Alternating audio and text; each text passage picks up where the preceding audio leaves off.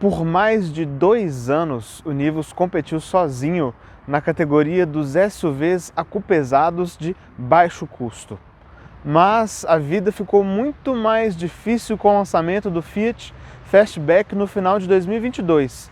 E agora, completando 3 anos desde o seu lançamento e com algumas pequenas atualizações, será que o Nivus ainda consegue se manter competitivo nessa categoria? É o que a gente vai responder graças a um apoio do time de imprensa e frotas da Volkswagen, que nos cedeu um Nivus Highline para um teste de 7 dias.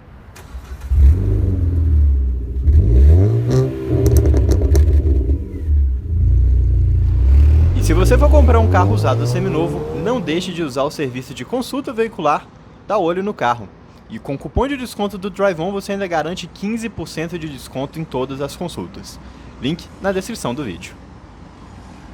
O Nivus foi lançado aqui no Brasil em 2020 e foi um carro totalmente desenvolvido por brasileiros e para brasileiros, derivado diretamente do Polo. Então toda a seção central ali, como eu vou mostrar para vocês daqui a pouquinho, veio do hatch compacto da Volkswagen. Mas esse visual também agradou e muito ao mercado europeu, onde ele foi lançado algum tempo depois como o Taygo, com as mesmas linhas básicas, só que óbvio, algumas alterações mecânicas de visual e equipamentos para atuar no mercado do velho continente. O Nivus sempre foi vendido nas versões Comfortline e Highline, com motor 200 TSI e o câmbio automático de 6 marchas. E acaba que essas duas versões roubaram um pouquinho do lugar que a antiga versão topo de linha do Polo tinha dentro da marca, o que esvaziou um pouco o Polo e conquistou algumas pessoas que buscavam um hatch compacto um pouquinho mais equipado e aqui com um visual que na época ainda era inédito, tinha toda uma pegada de ser algo único na categoria.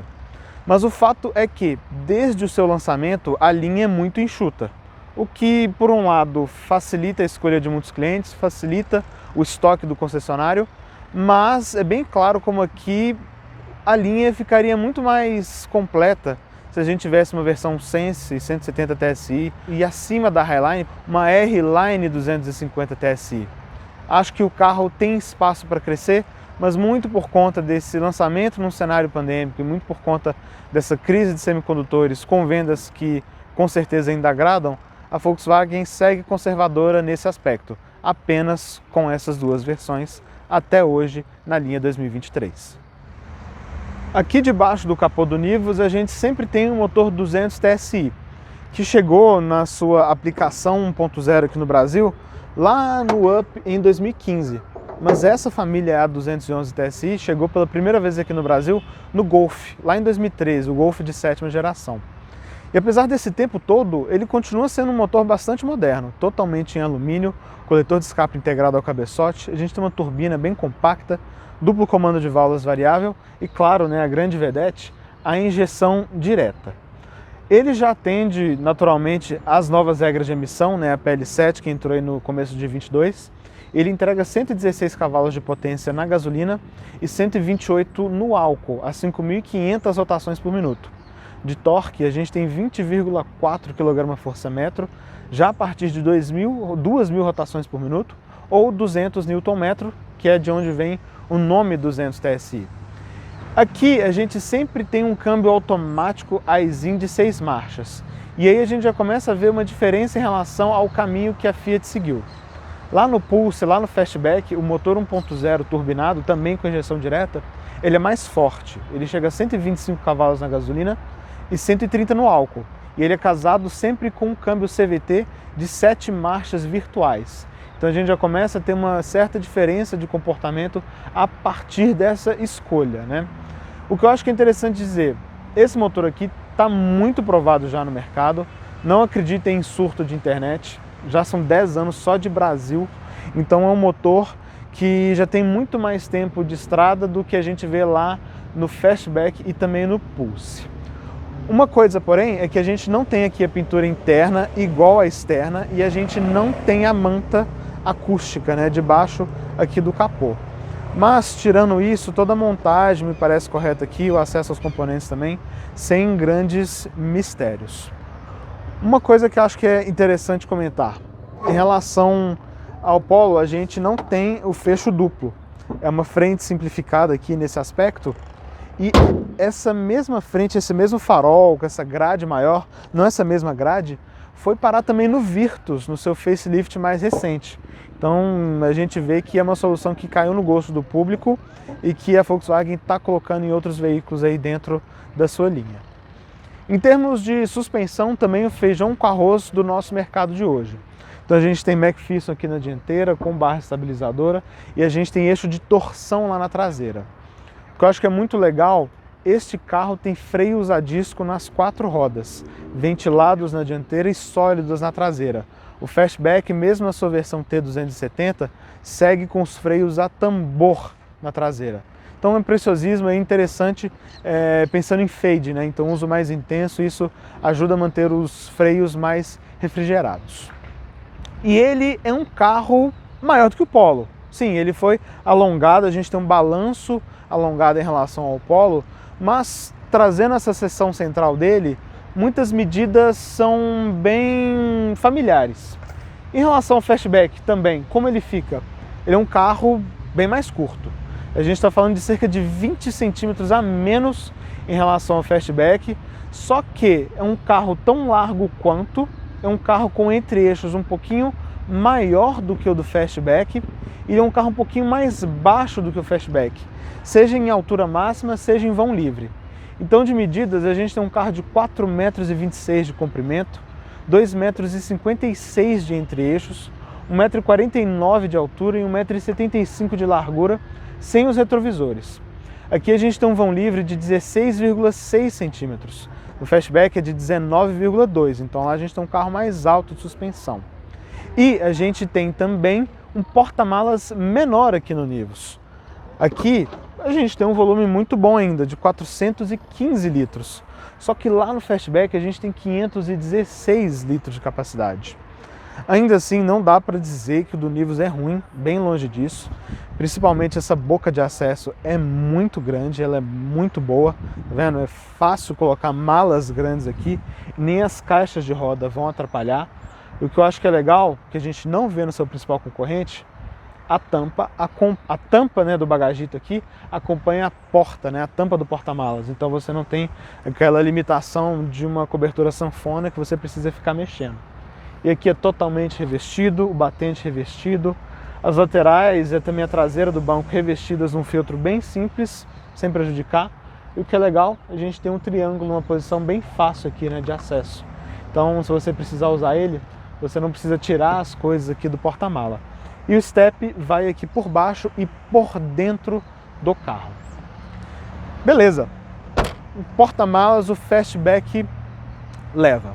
Mas em termos de plataforma e segurança, lá no Fastback a gente tem a MLA, que é a Modular Architecture, que a Fiat trabalhou de maneira extensa a partir da plataforma MP1 do Argo, mas não deixa de ser uma plataforma um tanto quanto simples.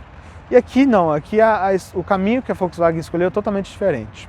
A gente tem a badalada plataforma MQB, aqui na sua variante A0, para carros um pouquinho menores. Então a gente tem uma plataforma que ela é totalmente modular também, e essa modularidade permitiu que a Volkswagen trouxesse recursos de outros veículos mais caros da linha para carros mais baratos. Isso sem falar no uso bem extensivo de aços de alta resistência. Então a gente tem uma boa rigidez torcional, o que é muito bom quando se pensa em comportamento, e a gente tem também uma boa resistência em casos de impacto. E esse é um grande diferencial em relação ao seu principal concorrente.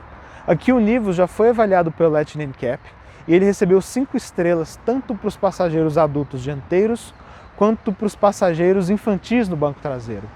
Então essa boa plataforma com 6 airbags de série, o Fastback tem 4, o AEB, o ACC, o Post Collision Brake e o sensor de fadiga entregam esse bom pacote de proteção aos ocupantes do Nivus. O Fastback e tampouco o Pulse, infelizmente, ainda não foram testados pelo Lightning NCAP. Só que o histórico da Fiat nesse sentido não é tão bom, e lá a gente tem um pacote que é flagrantemente mais simples em termos de segurança. Na versão Highline, a chave do Nivus é presencial, e atendendo a pedidos aí de seguidores do Paulo, você consegue controlar os vidros pela chave. Então você pode fechar pela maçaneta, encostou o dedo, ele sobe, os retrovisores se fecham. É uma novidade, antes o Polo e o Virtus e Nivus, você precisava ficar segurando o dedo aqui. E você pode abrir também pela chave. E mais uma vez você pode trancar também pela chave, claro. E aí os vidros se sobem e mais uma vez o retrovisor se fecha. Vamos dar uma olhada lá dentro agora.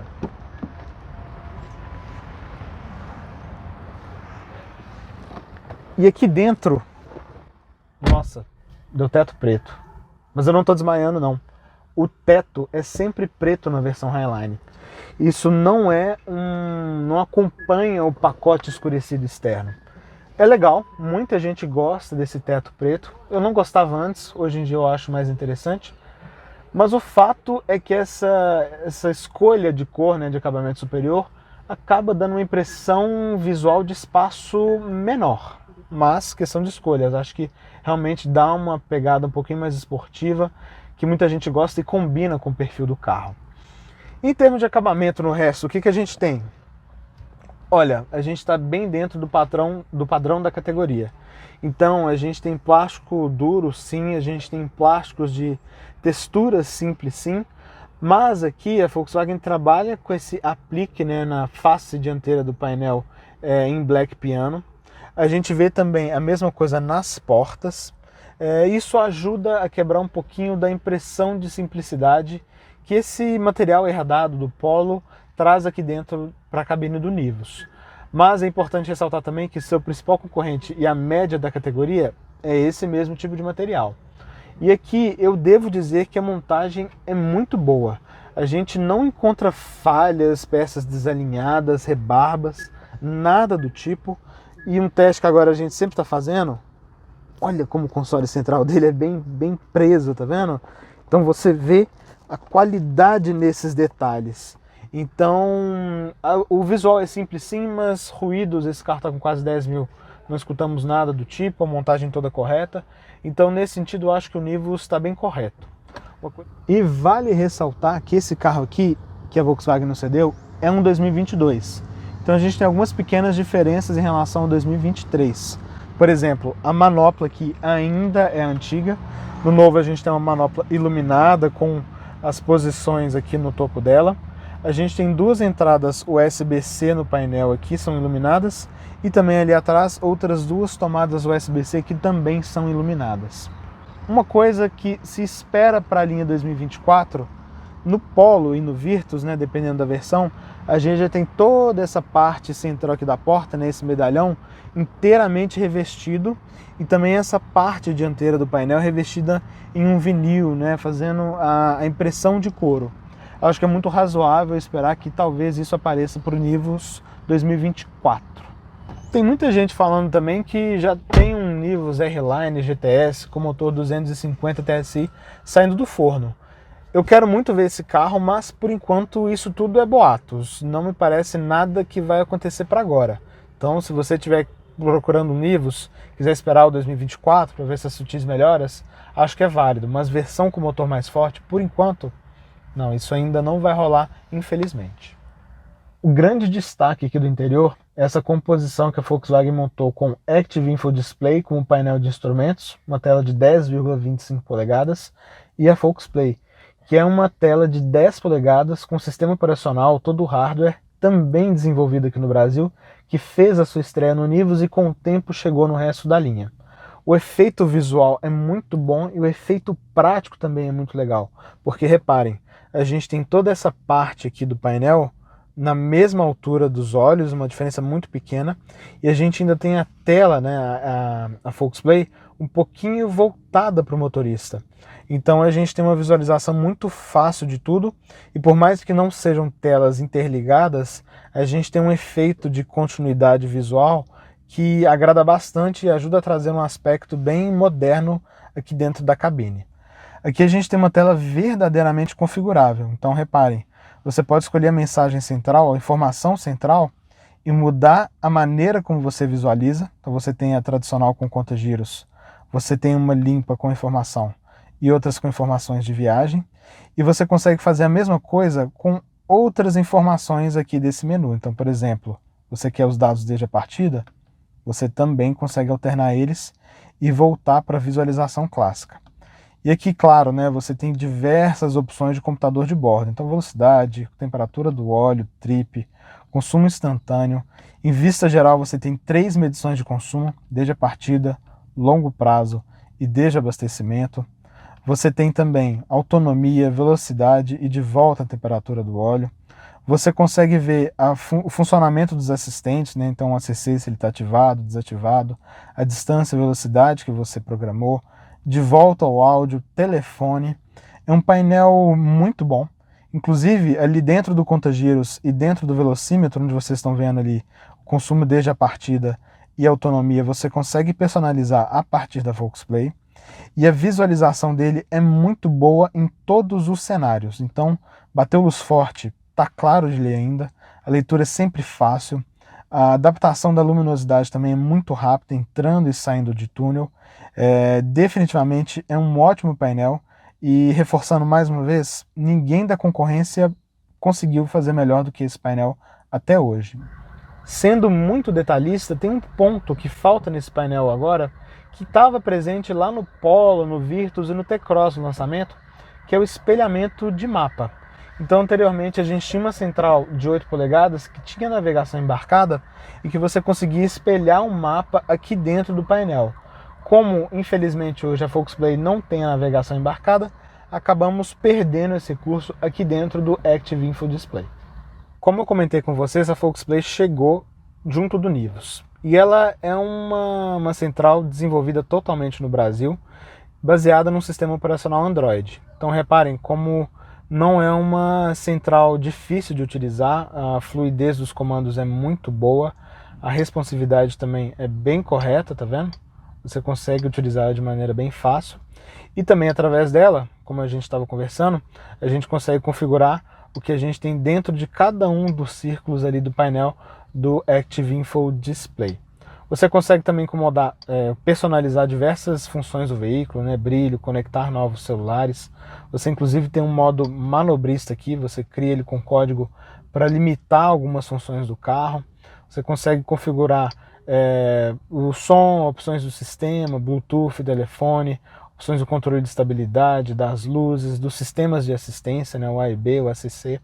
O que é muito legal é que o ACC você consegue configurar se ele vai retomar a velocidade de maneira Eco, Comfort, Normal ou Sport, então fique aí ao seu gosto. Você também tem algumas configurações de mídia, mais uma vez, áudio e Bluetooth, e você também tem acesso a uma loja de aplicativos própria da VolksPlay, que você consegue baixar o Spotify, o Waze, iFood, enfim. De tempos em tempos a Volkswagen vai colocando novos recursos nessa loja de aplicativos. Ela tem um espelhamento sem fio via Apple CarPlay e também recebeu, depois de algum tempo do lançamento, o espelhamento sem fio também para Android Auto. E ao contrário de críticas recorrentes que eram feitas anteriormente, eu não tive nenhum problema com o espelhamento aqui, sempre sem fio, sempre funcionou muito bem. E também não tive problemas com essa central superaquecendo, deixando de funcionar, depois de deixar o carro estacionado no sol. Então eu fui para a praia um dia, o carro ficou o dia inteiro no sol, cheguei no final do dia, estava funcionando perfeitamente. E o que é legal, a tela é de 10 polegadas, muito boa, definição é ótima, profundidade de preto, cores. Repare como é tudo bastante vívido, né? Você não tem nenhuma dificuldade de leitura aqui. Essa tela tem um acabamento em Gorilla Glass, então tem esse aspecto brilhante muito legal, mas eu senti falta do botão giratório. Aqui o botão de volume é só esse de correr, né? Além, claro, do comando no volante. Pelo espaço, né, pelo layout aqui, percebe-se que talvez não houvesse muito espaço para isso, mas de qualquer maneira é algo que eu senti falta, que é prático, né? Às vezes o passageiro quer aumentar e abaixar o volume, tem uma dificuldade, às vezes você quer abaixar e aumentar rápido e você não consegue fazer isso através desse comando sem dedicar um pouco de atenção enquanto você dirige.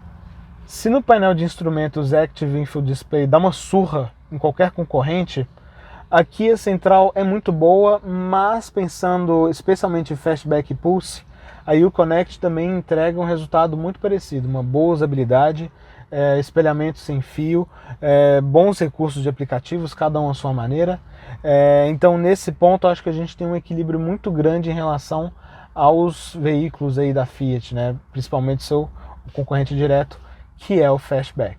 Se ali na central a ausência dos controles físicos é estranha e atrapalha, aqui no ar-condicionado a gente vê um efeito parecido.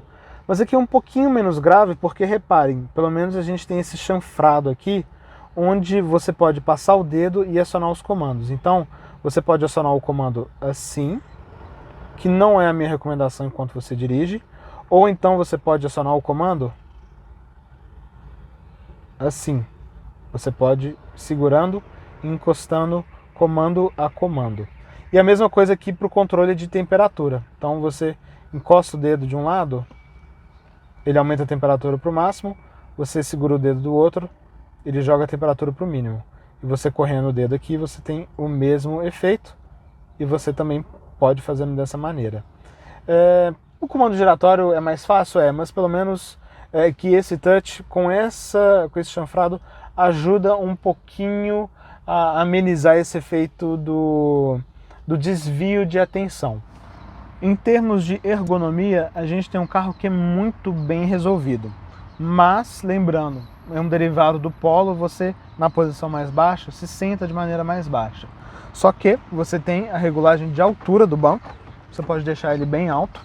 Você tem a regulagem do encosto por pontos pré-definidos e você também tem a regulagem de altura do cinto de segurança, que é um ponto que alguns carros estão deixando de oferecer, especialmente na linha francesa.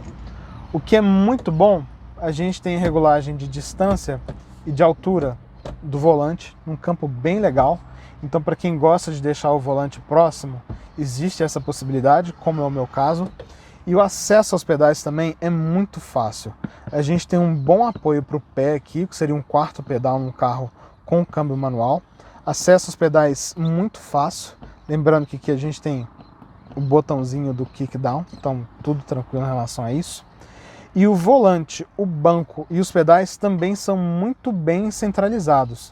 Então reparem, como eu não tenho nada enviesado aqui, nada que me deixe torto, nada que dificulte a encontrar uma boa posição de dirigir. Eu gosto muito da ergonomia desse carro. Eu acho que é legal ressaltar, inclusive, como todos os comandos são muito fáceis de acessar. Então a chave de farol aqui, inclusive tem regulagem elétrica de altura. Todos os comandos na central, feita a ressalva, né, do botão, tudo fácil de acessar, o ar-condicionado, todos os espaços, os nichos aqui no console central. Então toda a acessibilidade do carro ela é muito cômoda e está tudo exatamente onde você espera que esteja. Outra coisa que eu acho de muito bom gosto nesse carro é essa capa dos bancos. Então o banco não é só bom, ele tem um apoio muito bom para as pernas, bem comprido, um apoio lateral muito bom, um apoio correto para a lombar. Ele também é muito bonito. Então aqui a gente tem uma solução que foge daquele pretinho básico, que é utilizado no Polo, na versão Highline, por exemplo.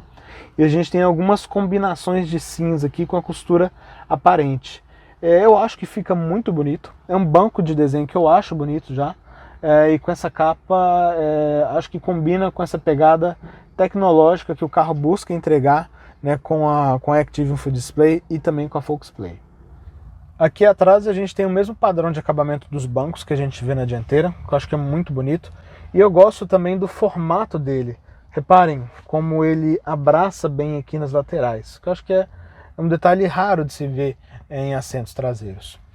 Uma coisa também que é válida comentar, não é um carro largo, você não vai levar 3 pessoas com gigantesco conforto aqui, mas ele é claramente mais largo do que o seu principal concorrente, que é o Fastback. Então nesse aspecto, acho que 2 pessoas mais corpulentas, mais espaçosas aqui, vão viajar lateralmente mais tranquilas em relação ao Fastback. E a mesma coisa com espaço para a cabeça, reparem, eu tenho 4 dedos aqui do topo da minha cabeça até o teto. Então um pouquinho mais de espaço do que a gente vê lá no Fiat.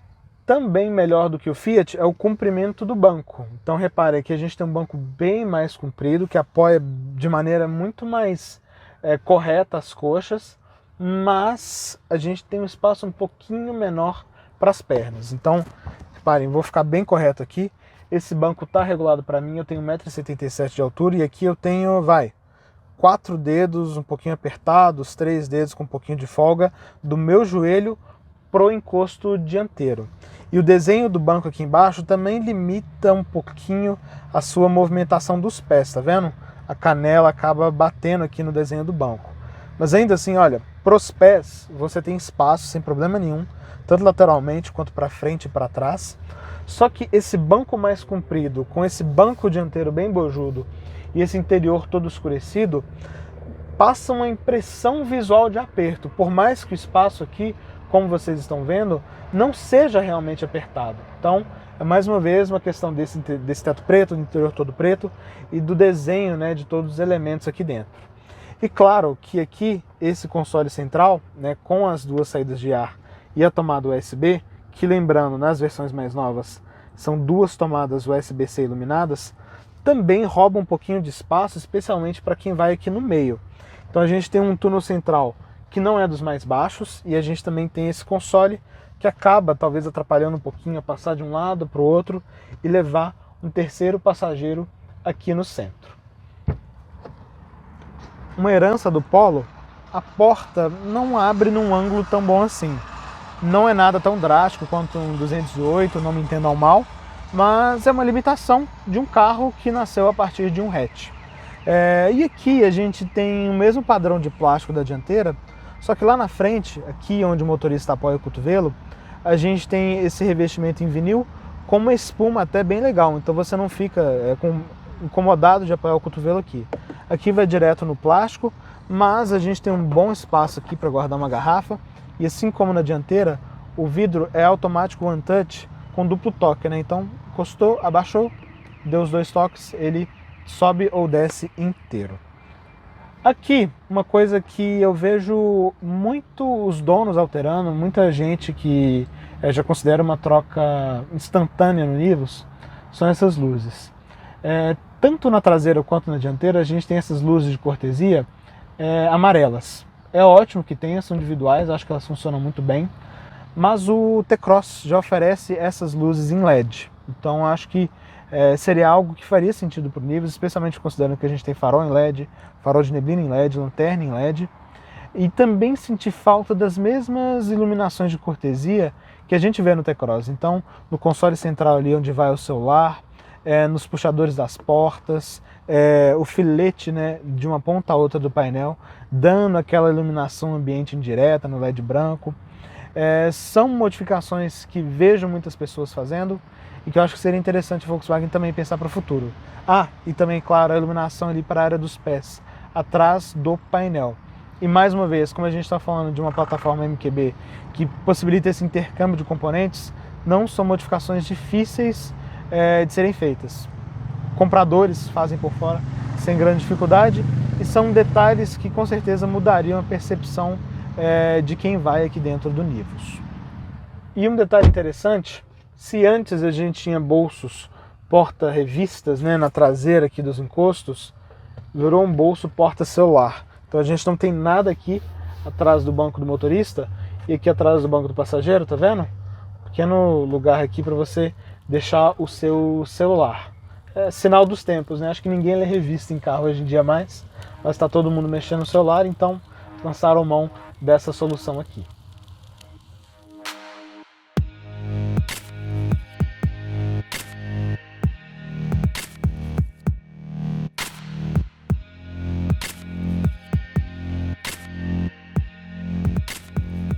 Vamos dar uma volta de Nivus então, e aproveitar que a gente vai precisar fazer uma manobra, vou mostrar para vocês a câmera de ré. Não tem uma definição das melhores, mas atende.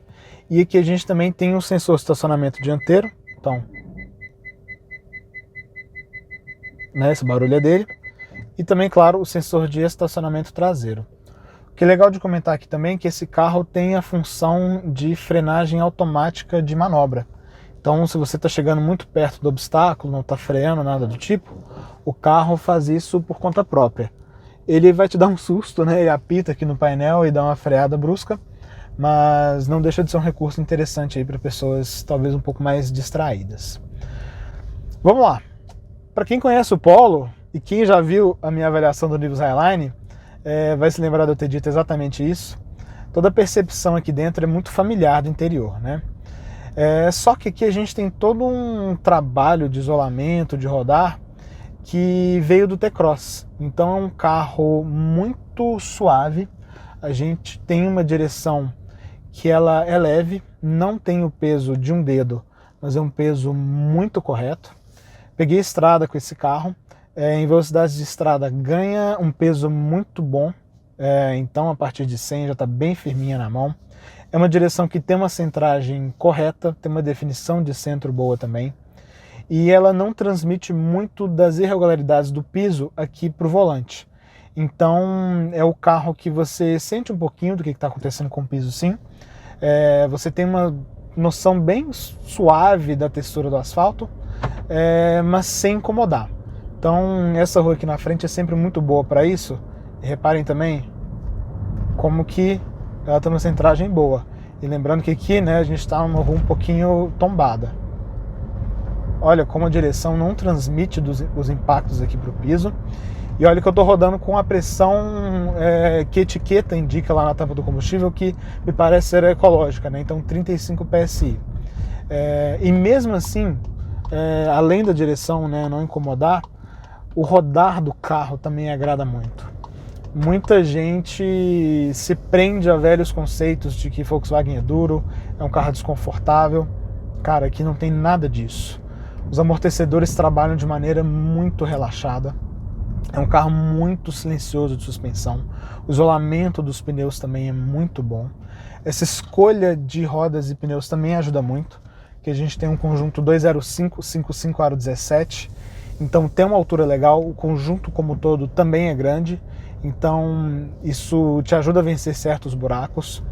É um carro com muito curso de suspensão, então para passar em lombada você pode ir mais rápido sem nenhum tipo de receio. Valeta também não é um problema para ele, rampa não é um problema para ele.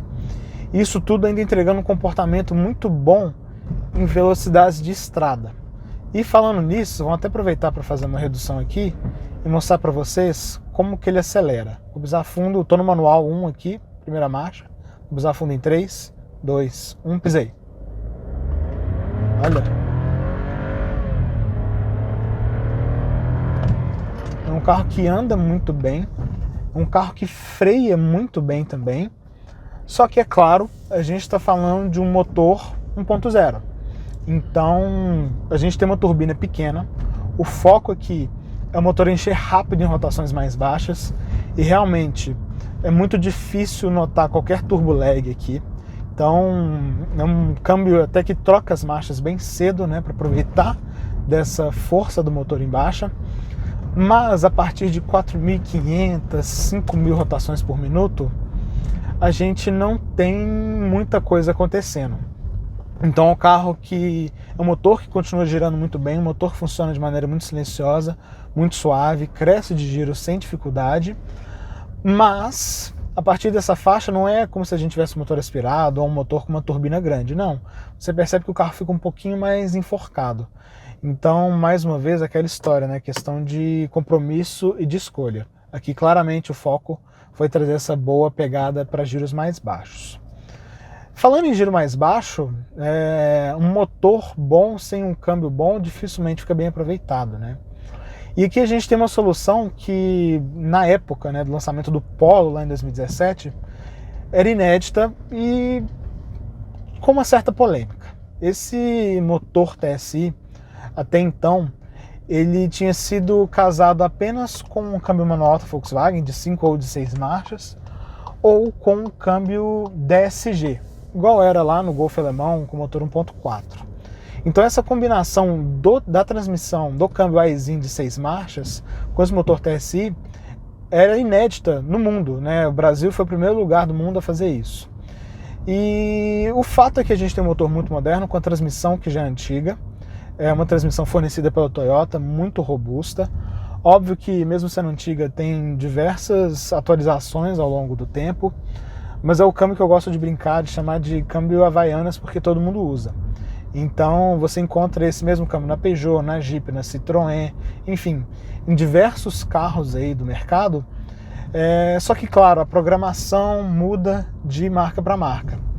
E aqui a gente tem uma programação que claramente tenta trazer para o Nivus um comportamento que é conhecido dos carros com transmissão DSG do grupo. Então a gente tem um câmbio que tem trocas muito secas, muito rápidas. Já em 1900, 2000 rotações, ele troca de marcha, aproveitando dessa pegada do motor em baixa. Então reparem, trocou. Mais uma vez agora, trocou em 2100, estava dando um pouco mais de pedal. E ele faz isso tudo de maneira muito suave. Muita gente reclamava antes, né, que era um câmbio que dava muito tranco. Não peguei nenhum tipo de tranco aqui. Todas as trocas feitas com muita qualidade. Esse conversor de torque dele não é daquele tipo que patina muito. Então você pode andar aqui vigiando quantos giros. Muito dificilmente você vai notar aquela flutuação típica de câmbios automáticos mais antigos, mais tradicionais. Aqui não. É algo que me agrada bastante. Não tenho um problema com câmbio automático hoje em dia, mas eu gosto dessa pegada de DSG, gosto daquela troca seca mais direta. Isso eles conseguiram muito bem aqui, então acho que foi um ótimo trabalho que fizeram. E é um carro também que tem o controle de neutro, então parado no sinal você nota que ele não vibra nada, não lembra um motor 3 cilindros, e ele também tem o start-stop. Então aqui agora ele não ligou, eu estou com o ar-condicionado ligado, possivelmente foi para manter a temperatura, mas o start-stop dele é muito suave também e é muito rápido. Realmente, de todos os carros que a gente tem avaliado recentemente aqui, é o start-stop que faz o melhor trabalho. Realmente é admirável. Nem no momento da partida ali de novo, a gente está abastecido com álcool, você sente nenhuma aspereza de acionamento do motor, nada do tipo. Então, realmente um belo trabalho de câmbio casado com motor, com esse funcionamento do start-stop. Um ponto que muita gente reclamava e ainda permanece aqui, porém, é a força de tração tanto quanto excessiva. Isso é bem reflexo desse conversor de torque mais preso. Mas olha, eu tirei o pé aqui, o carro arrancou bem, sem problema nenhum. Mas, quando você pensa em manobras de garagem, dependendo da situação ali, com o motor mais frio, ainda é algo que chama um pouco a atenção. Eu acho que é uma questão de compromisso. Se para ter essas trocas secas, esse conversor que não patina, esse é uma contrapartida, por mim tudo bem. E se você tem um Nivus, ou vai comprar um Nivus, ou qualquer outro carro com esse mesmo conjunto, isso te incomoda, uma dica que um seguidor nosso, que é proprietário de Polo, me deu, é você chamar a segunda marcha aqui na borboleta. Então ali em manobra de garagem, o câmbio acaba entrando no modo creeping mais normal e mais suave quando você faz isso, e você não estranha tanto essa força de tração mais notável. Para arrematar o assunto câmbio, eu senti falta apenas de uma coisa aqui. Eu não entendi muito bem qual que é o critério dessa programação para aplicar a aceleração interina. Então eu fui para a praia com esse carro, a descida ali da Imigrantes, né? Você chamando a redução para não gastar freio, né? E muitas das reduções foram feitas sem interina, então dava aquele soluço, né, da rotação não estar casada. Mas em outras situações ele fez. Então não entendi bem qual que é o critério. Eu acho que a Volkswagen poderia talvez rever um pouquinho desse detalhe da programação para evitar esse solucinho chato quando você faz a redução.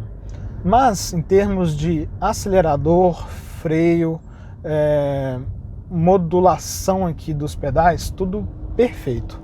A gente tem um acelerador que ele não é rápido, não é um acelerador para motoristas mais esportivos, mais afoitos, vamos dizer assim, mas combina bem com todo esse perfil de rodar mais relaxado do carro. Então, quando você está fazendo uma viagem, né, o acelerador ele é manso, não vai te dar nenhuma resposta impulsiva, excessiva, mesma coisa na cidade. O freio também responde da maneira como se espera. Lembrando, são discos nas 4 rodas, então você tem uma certa segurança em relação ao fading, que é um ponto positivo também. Isso tudo combina com esse perfil de carro que entrega um bom desempenho, entrega um bom comportamento sim, mas que claramente tem um acerto aqui para te deixar o mais relaxado possível dirigindo, ainda preservando o DNA da marca, claro. Então é o rodar suave dos pneus, é o isolamento muito bom de vento, é o isolamento muito bom de motor. Até do lado de fora é difícil você escutar o ruído de funcionamento desse motor. Então esses pedais aqui com esse acerto também combinam com toda essa pegada. Temos também os assistentes de direção, né, o AEB, o ACC. Usei o ACC um pouquinho na estrada, funciona bem. Como mostrei para vocês, né, você consegue configurar se a retomada de velocidade vai ser mais esportiva, mais suave, mais normal, né, um meio termo. Usei no modo Eco, não me incomodou, acho que ele retoma de maneira bem gradativa, bem correta. O AEB também não funcionou, não alertou de maneira inadequada em momento nenhum. Teve um momento que foi bem interessante, inclusive, estava dentro da cidade, um cachorro atravessou a rua na frente do carro que estava à minha frente, e o carro freou um pouquinho mais forte, eu já estava com o pé no freio, mas ele só acendeu a luz aqui no painel, avisando da proximidade, né, a luz vermelha, e eu senti o ABS já travando um pouco os freios. Mas não apitou, não deu susto de maneira nenhuma, então acho que o acerto do sistema tá muito bem feito aqui. E o consumo, como que ficou? A Volkswagen nos entregou esse carro abastecido com álcool, e é difícil esperar um consumo muito bom de um carro que tem um motor 1.0 TSI sim, mas com câmbio automático, pneus largos e razoavelmente pesado. Mas ainda assim os números que a gente encontrou aqui são bem corretos. Em trânsito pesado, esse carro ficou na faixa dos 6 km por litro. Isso realmente muito parado, o uso do ar-condicionado parte do tempo. Em trânsito médio, bem urbano, típico de São Paulo, sem ficar parado, né? Você anda, para, rua de bairro, algumas avenidas, uso de ar-condicionado por parte do tempo, ele ficou na faixa dos 8,5, 9 km por litro. Em trânsito leve, de feriado, andando em avenidas de 50, 60, sem impedimentos, ele ficou na faixa dos 12 km por litro. Enquanto em estrada, andando na faixa dos 110, subidas e descidas, percurso mais longo, com 4 pessoas no carro e ar-condicionado, ele ficou na faixa dos 15 km por litro. Então, com esse tanque de 52 litros e esse bom consumo, você tem uma autonomia aí bem correta para andar dentro da cidade e também para fazer viagens mais longas. Depois de 500 km com o Nivus Highline, vamos então aos seus pontos positivos e negativos. O primeiro, definitivamente, é segurança. A gente tem um carro com um pacote de segurança muito bom, uma estrutura muito segura, um carro que foi muito bem avaliado pelo Let NCAP, com 6 airbags, AEB, ACC, enfim. Se segurança é um ponto importante para você, definitivamente o Nivus tem que entrar na sua lista ali entre os carros mais relevantes. E é bom ver que nessa plataforma MQB, a Volkswagen vem mantendo esse padrão de segurança em alta. É uma bandeira que a marca vem levantando que, felizmente, é muito relevante. O segundo ponto positivo é a dirigibilidade, que a gente tem um carro com um motor muito forte, uma direção muito bem acertada, um acelerador muito suave, muito bem acertado, freios fáceis de usar, um câmbio muito bem programado, um câmbio muito suave, um câmbio também muito inteligente. Ele é um carro que tem um comportamento dinâmico muito bom, é um carro que traz uma suavidade de rodagem, que traz um conforto em pisos mais degradados, que também agrada bastante. Então, se você é o tipo de pessoa que gosta muito de dirigir, gosta de fazer o caminho mais longo para casa, ou gosta de sair de carro sem muito motivo, o Nivus também fica muito bem cotado, especialmente quando se considera o que a gente tem nessa faixa dos SUVs compactos. E o terceiro ponto positivo é a ergonomia. Aqui a gente tem um carro derivado de um hatch compacto, que é o Polo. Você se senta um pouco mais baixo, mas você também se senta de maneira mais integrada ao carro. Então você tem uma posição mais baixa que te abraça mais, um carro com uma boa acessibilidade aos comandos, uma boa posição de dirigir de modo geral, bons bancos em todos os sentidos, compridos, largos, capô bem lateralmente. Então é um carro que agrada bastante também nesse ponto, o que é uma boa herança que vem do Polo. E temos também 2 pontos negativos, sendo que o primeiro o Lucas já tinha levantado na avaliação da versão Comfortline, e eu também na avaliação da versão Highline que eu tinha feito anteriormente. A gama Nivus é muito enxuta em termos de versões.